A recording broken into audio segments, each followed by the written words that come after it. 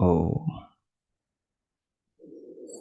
वैदिकी अमृत ध्यान साधना प्रभात सत्संग में आप सभी साधक साधिकाओं का, उपासक उपासिकाओं का हार्दिक स्वागत है। आइए पूर्व की भांति हम आज के ब्रह्म मुहूर्त में, आज की ब्रह्म वेला में भी उन महान प्रभु सच्चिदानंद स्वरूप परमात्मा के महान गुणों का गान करते हुए भगवान की भक्ति, भगवान के प्रति श्रद्धा, भगवान के उपकारों की अनुभूति के संस्कारों से अपने अंतःकरण को, हृदय को पावन करें, संस्कारित करें। जिस किसी आसन पर आप बैठे हैं, जिस किसी आलथी पालथी में बैठे, उसे व्यवस्थित कर लें। कमर, पीठ और गर्दन को सीधा करें।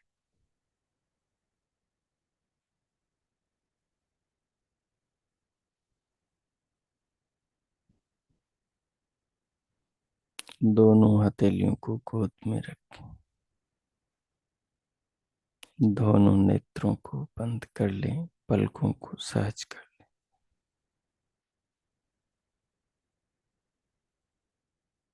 तदनुपरांत अब सिर से पांव तक, पांव से सिर तक पूरे शरीर को अनुभव करें।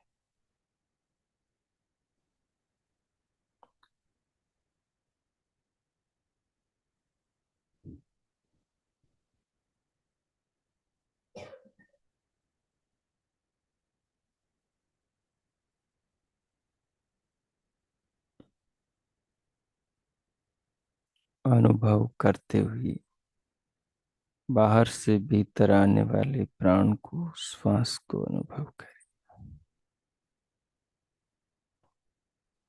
श्वास को अनुभव करते हुए धीरे धीरे उसे भीतर लेते हुए श्वास के साथ साथ पूरे शरीर को अनुभव करें।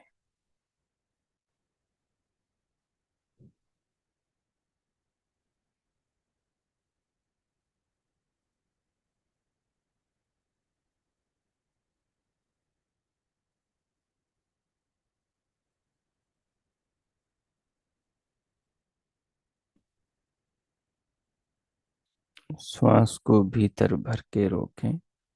रोक कर दोनों कानों के आकाश में मन को लगाकर दिव्यनाद को सुने। दिव्यनाद को सुनना प्रारंभ करते हुए फिर मन को भृकुटी में, ब्रह्मरंध्र में लगाकर दिव्य प्रकाश देखें।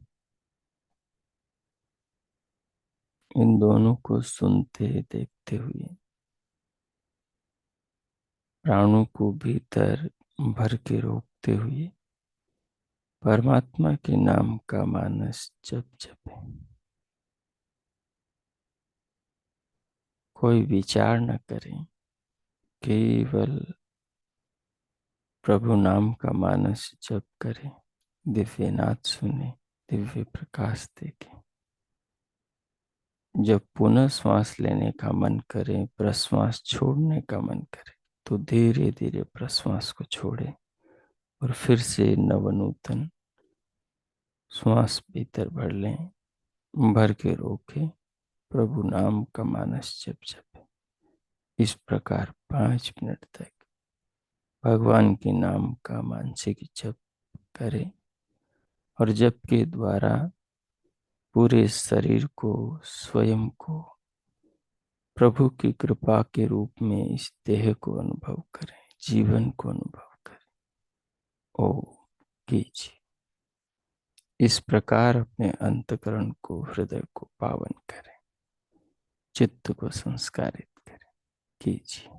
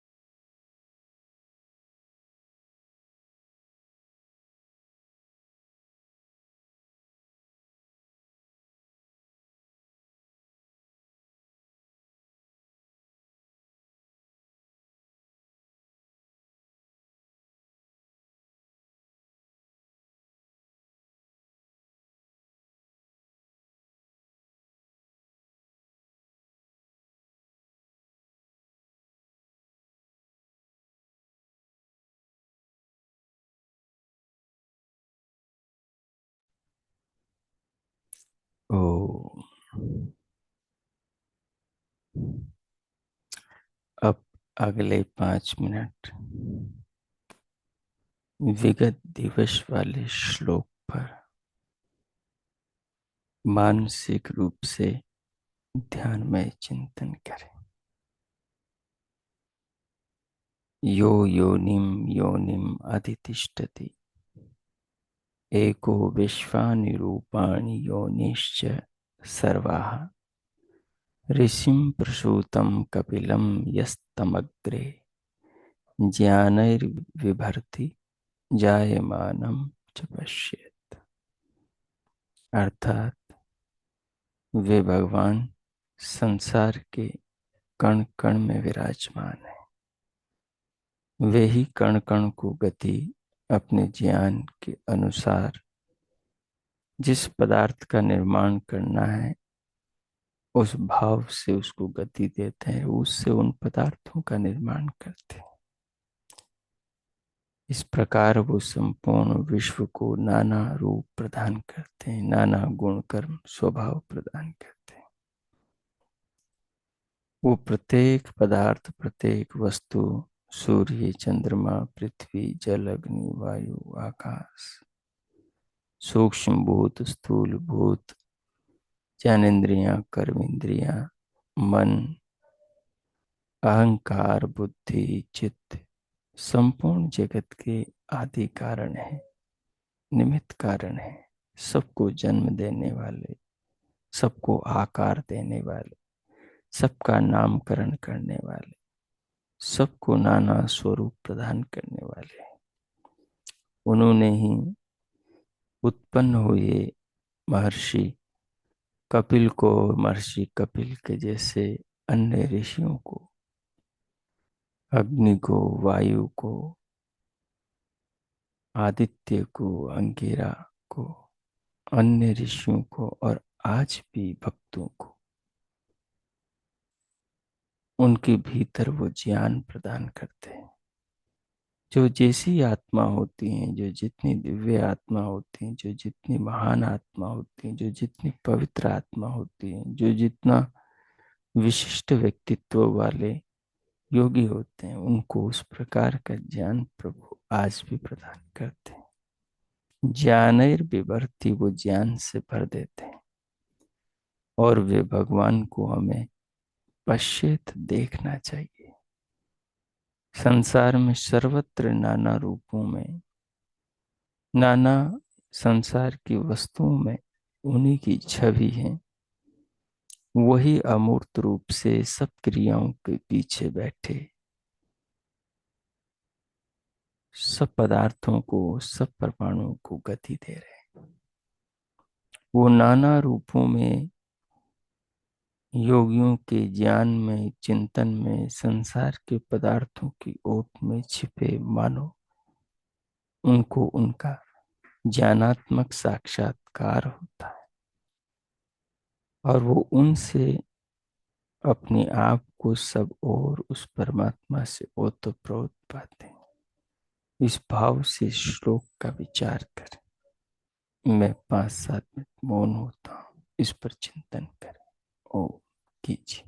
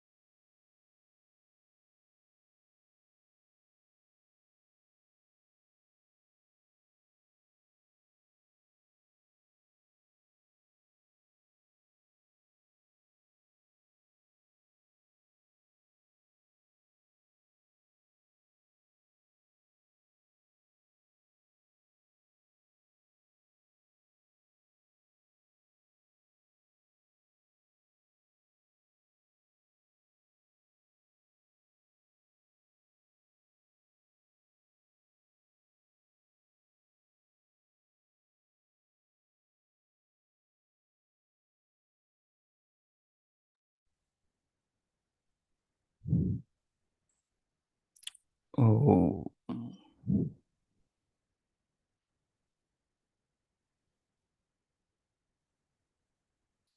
ओ इस प्रकार परमात्मा के निमित्त कारण स्वरूप पर सब सृष्टि के मूल में वही परमेश्वर विद्यमान है, ऐसा जानते हुए कपिल आदि ऋषियों को उन्होंने ही ज्ञान प्रदान किया है, ज्ञान के साथ उनको उत्पन्न किया है।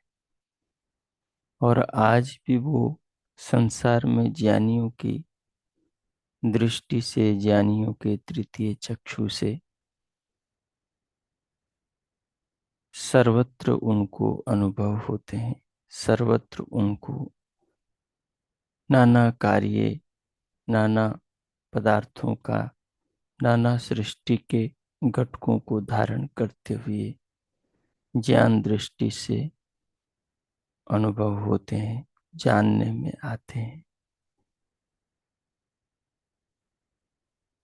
तो श्लोक के उस प्रकार भाव को ग्रहण करते हुए, उसका आत्मचिंतन करते हुए, ध्यान में चिंतन करते हुए अब स्वयं को उस भाव के साथ भीतर से बाहर लाएं और स्क्रीन पर देखें।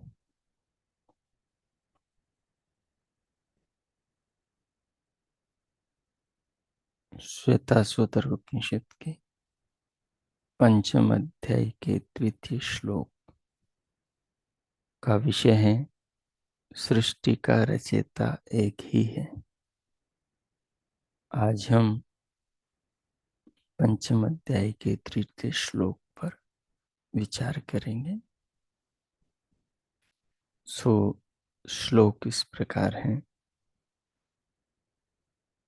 एकैकं जालं बहुधा विकुर्वन् अस्मिन् क्षेत्रे संहति एषः देवः भूयः सृष्ट्वा यतयस्तथेषः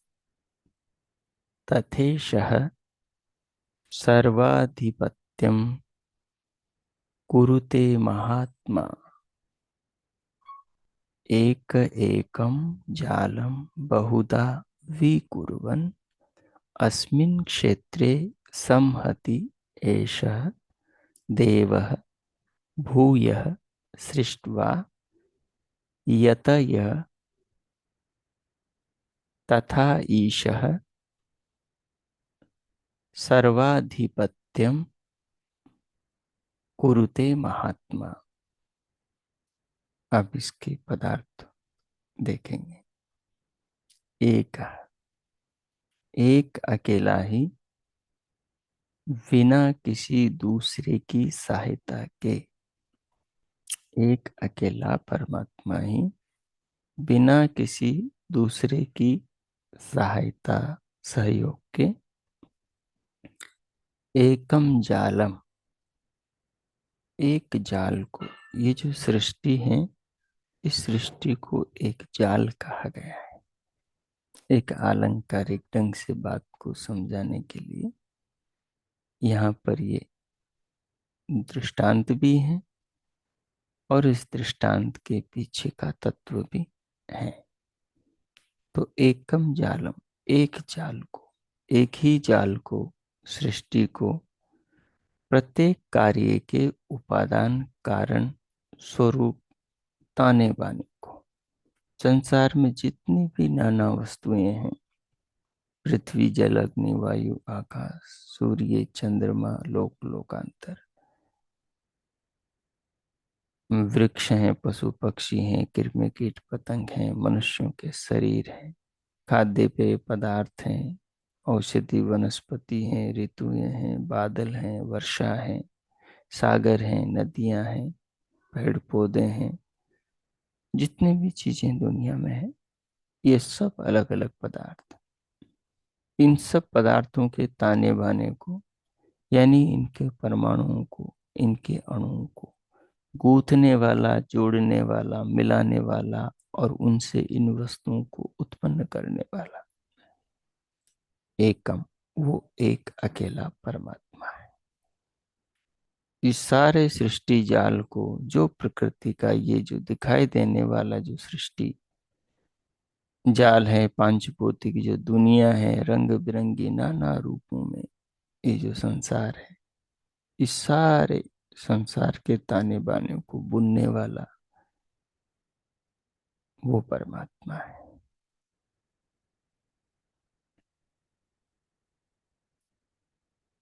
वे कह रहे हैं, अस्मिन क्षेत्रे, इस दृश्य जगत रूपी क्षेत्र में यानी इस संसार में, बहुधा विकुर्वन्, वह परमात्मा बहुत प्रकार से विविधता पूर्ण कार्य करता है। इस संसार रूपी क्षेत्र में वो परमात्मा नाना प्रकार के काम करता है, हम कल्पना नहीं कर सकते कितने परमात्मा काम करता है। देखिए, एक तो पृथ्वी को धारण कर रहे हैं, सूर्य से धारण कर रहे हैं, सूर्य को धारण कर रहे हैं, सूर्य से सारे लोकांतरों को प्रकाशित कर रहे हैं। मंगल है, बुध है, बृहस्पति है, चंद्रमा है, अरुण वरुण यम है, शुक्र शनि है, जितने भी प्रकार के ग्रह उपग्रह नक्षत्र, जितने भी घटक सौर परिवार के सदस्य हैं, सबको धारण कर रहे हैं, सबको अपने अपने परिधि में घुमा रहे हैं, सबको एक दूसरे आकर्षण बल से गति दे रहे हैं। और इन पदार्थों के अंदर भी नाना प्रकार के रासायनिक परिवर्तन हो रहे हैं, जिनसे ये सृष्टि जीवन पा रही है। कैसे ऑक्सीजन बन रही है, किस प्रकार से कार्बन डाइऑक्साइड को ये पेड़ पौधे ग्रहण कर लेते हैं, उससे इनका जीवन चलता है। ये जो गैस देते हैं उससे हमारा जीवन चलता है। कैसे एक बीज एक विशाल वट वृक्ष को पैदा करने का सामर्थ्य रखता है। कैसे इसी मिट्टी से, इसी मिट्टी से, इसी पानी से, इसी सूर्य के प्रकाश से, इसी हवा से नाना स्वाद वाले, नाना फल देने वाले, नाना रंग रूप वाले, नाना स्वादों वाले वृक्ष, पौधे, लताएं पैदा होती। उसी एक मिट्टी से गवार पाठा, उसी एक मिट्टी से आम का पौधा, उसी एक मिट्टी से मिर्ची का पौधा, मिर्ची, आम, नींबू, करेला, जिनमें सब में स्वाद अलग अलग है। तो कह रहे हैं कि वो बहुधा, बहुत प्रकार से विकुर्वन्, विविधता पूर्व के संसार के पदार्थों को रचता है, हमारी कल्पनाओं से परे इतने काम कर रहा है। पृथ्वी के अंदर वो जहाँ मिट्टी बना रहा है, मिट्टी को उसने बनाया है, तो वहाँ पानी भी बना रहा है पृथ्वी के अंदर। सागर का पानी पी नहीं सकते हम, समुद्र का पानी वो एकदम लवण है, खारा है, जल का भंडार है।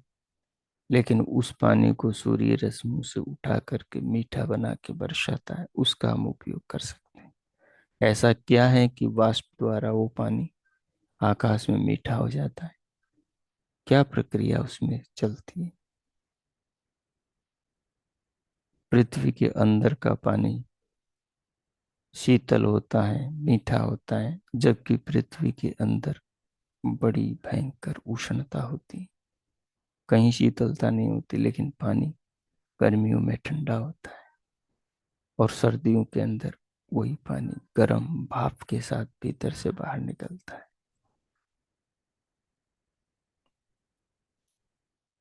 इसी पृथ्वी में सोना बनता है, चांदी बनती है, लोहा बनता है, तांबा बनता है, पीतल बनता है, एल्युमिनियम बनता है। क्या क्या यहाँ से मटेरियल नहीं निकलता, जिससे लोहा, तांबा, पारा, एल्युमिनियम, जस्ट पता नहीं क्या क्या क्या बनते हैं।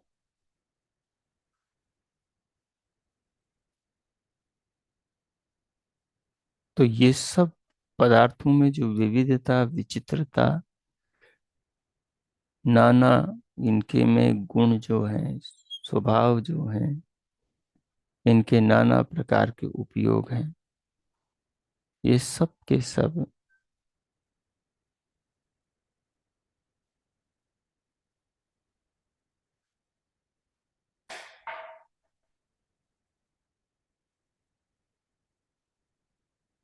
ये सब के सब परमात्मा बना रहे। एष देवः, यही देव, संहति, प्रलय काल में समेट भी लेता है।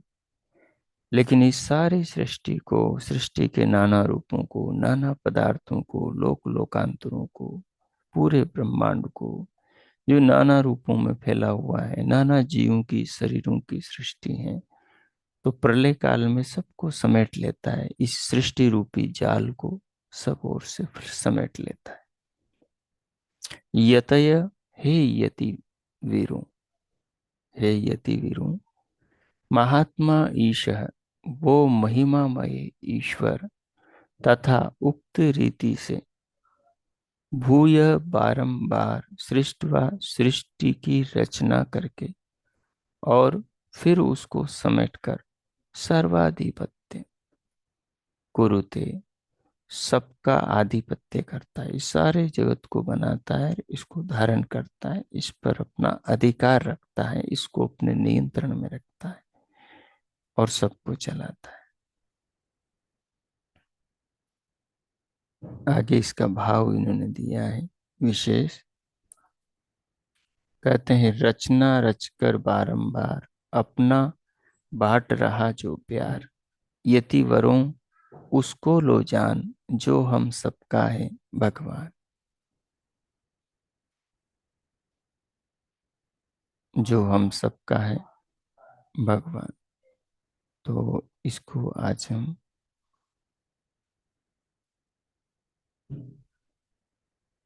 इसको पढ़ देता हूँ। इस श्लोक में ईश्वर को प्रत्येक जाल और प्रत्येक जाल मूल यानी कारण का प्रसारक कहा गया है। जाल को प्रसारने और समेटने के कारण ईश्वर का नाम, एक नाम जालवान भी है और ये प्रसिद्ध है। यह नाम इस अभिप्राय को दर्शाता है कि जैसे पशु पक्षी आदि शिकारी के जाल में आबद्ध होते हैं, वैसे ही जीवात्मा गण अपने अपने कर्म फल भोगार्थ इस सृष्टि में दृष्टिगोचर होने वाली पशु पक्षी आदि की नाना विधा योनियों में आबद्ध होते हैं, जाल में बसते हैं। ये सब अपने ही कर्मों के कारण, संस्कारों के कारण बनते हैं। इस बंध और मोक्ष स्वरूप प्रक्रिया का अधिष्ठाता व व्यवस्थापक तो ईश्वर ही है, क्योंकि कोई भी अपराधी अपनी इच्छा से बंधन में नहीं पड़ता, प्रशासक की ही अपराधी को बंधन में डालता है दंड स्वरूप। इसी प्रकार ईश्वर की प्रशासन व्यवस्था से ही जीवात्मा गण अपने अपने शुभ अशुभ कर्मों के शुभ अशुभ फलों को भोगते हैं और भोग और अपवर्ग के लिए ही वह दयामय जालवान कहलाता है। उसका जालवान स्वरूप है। इन नानाविध योनियों शरीरों की व्यवस्था वही परमात्मा करता है। तो इस प्रकार उस जालवान प्रभु का 5 मिनट तक चिंतन करेंगे, ध्यानमय चिंतन। मैं मौन होता हूँ। 5 मिनट आप इस पर ध्यान में चिंतन करें। ओ कीजिए।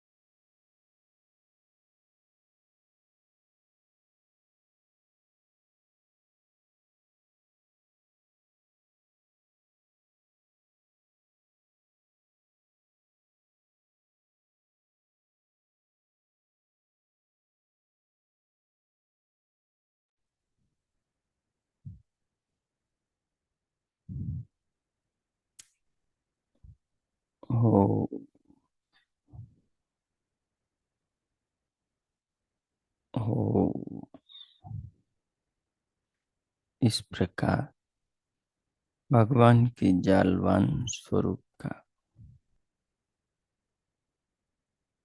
सृष्टि रचयिता स्वरूप का, जीवात्माओं के कर्मानुसार उनके लिए नाना प्रकार के संसार को रचकर उसे धारण करने वाले, संचालित करने वाले परमात्मा का ध्यान में चिंतन करते हुए अब भगवान का धन्यवाद करें।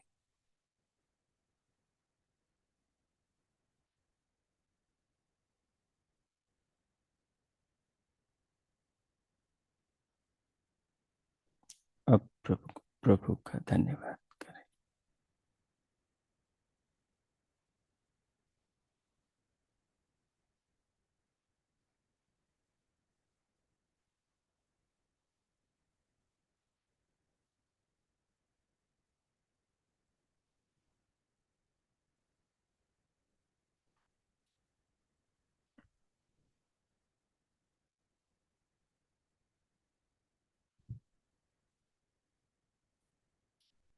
भगवान का धन्यवाद करते हुए उनके प्रति अपने हृदय की कृतज्ञता को, श्रद्धा को, आस्था भाव को अर्पण करते हुए भगवान का धन्यवाद करते हुए अब हम शांति पाठ करेंगे।